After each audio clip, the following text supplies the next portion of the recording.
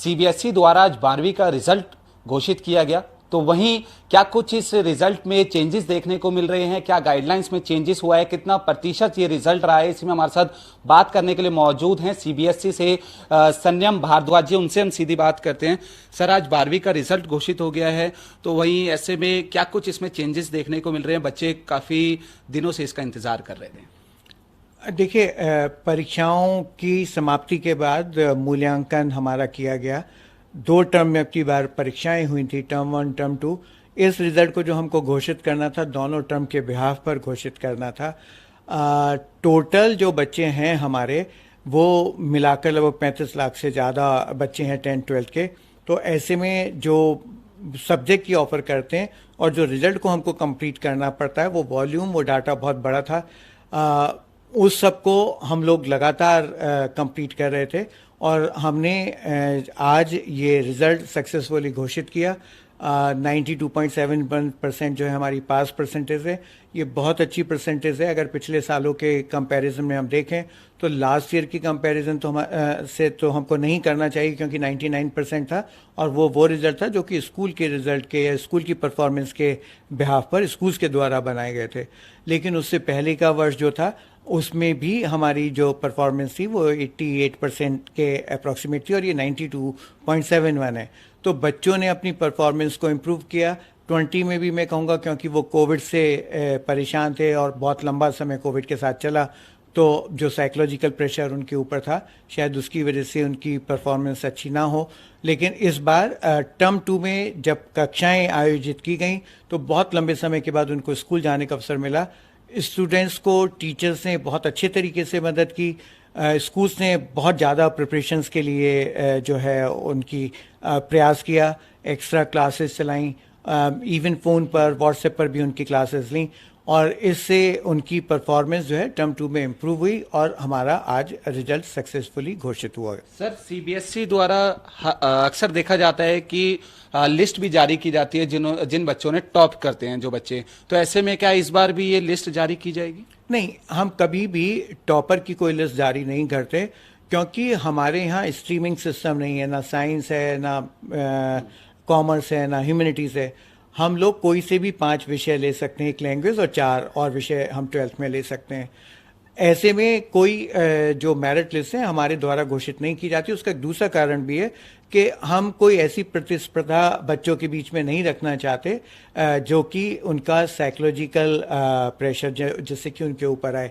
इसी वजह से आपने देखा होगा कि हमारी मार्कशीट में हम कभी भी बच्चों को फर्स्ट, सेकंड, थर्ड डिवीज़न या डिक्टेशन जो पहले आती थी, ये सब नहीं देते हैं।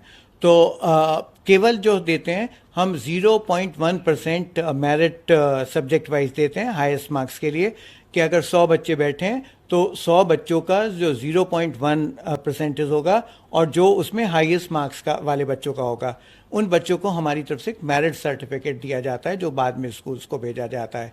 वरना हमारी तरफ से किसी मेरिट की घोषणा नहीं की जाती। सर, बच्चे इसका काफ़ी लंबे समय से इंतज़ार कर रहे थे कि कब हमारा रिजल्ट जारी होगा। ऐसे में अब बच्चों का इंतज़ार खत्म हो चुका है और बच्चे भी खुश नज़र आ रहे हैं जिस तरीके का रिजल्ट आया 92 पॉइंट से भी ज़्यादा।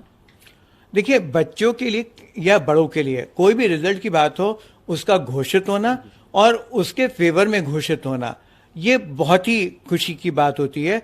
बहुत बड़ी मेहनत के बाद, लगातार कोविड से ग्रसित होने के बाद जब बच्चों एक परीक्षा देने जाते हैं, परीक्षा का स्कूल में सफलतापूर्वक आयोजन किया जाता है, उसके बाद इवैल्यूएशन टीचर्स के द्वारा किया जाता है, जब रिजल्ट निकलकर बच्चों के हाथ में आता है तो केवल बच्चे ही खुश नहीं होते, बच्चों के माता पिता भी खुश होते हैं, उनके टीचर्स भी खुश होते हैं। उनके टीचर्स की खुशी का अंदाज़ा आप किसी स्कूल में जाकर देखिए कि एक एक टीचर आपको बात करता मिलेगा कि मेरे इस बच्चे ने इतनी अच्छी परफॉर्मेंस दी, मेरे इस स्टूडेंट ने इतनी अच्छी परफॉर्मेंस दी है।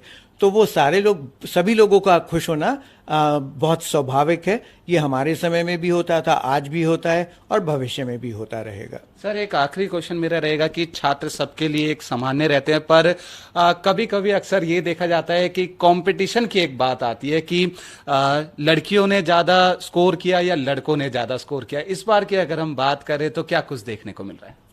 देखिए, जहाँ तक पढ़ाई की बात है, वो पढ़ाई की बात मैं कहूँगा कि उसको चाहिए कि कंसंट्रेटेड फोकस पढ़ाई हो।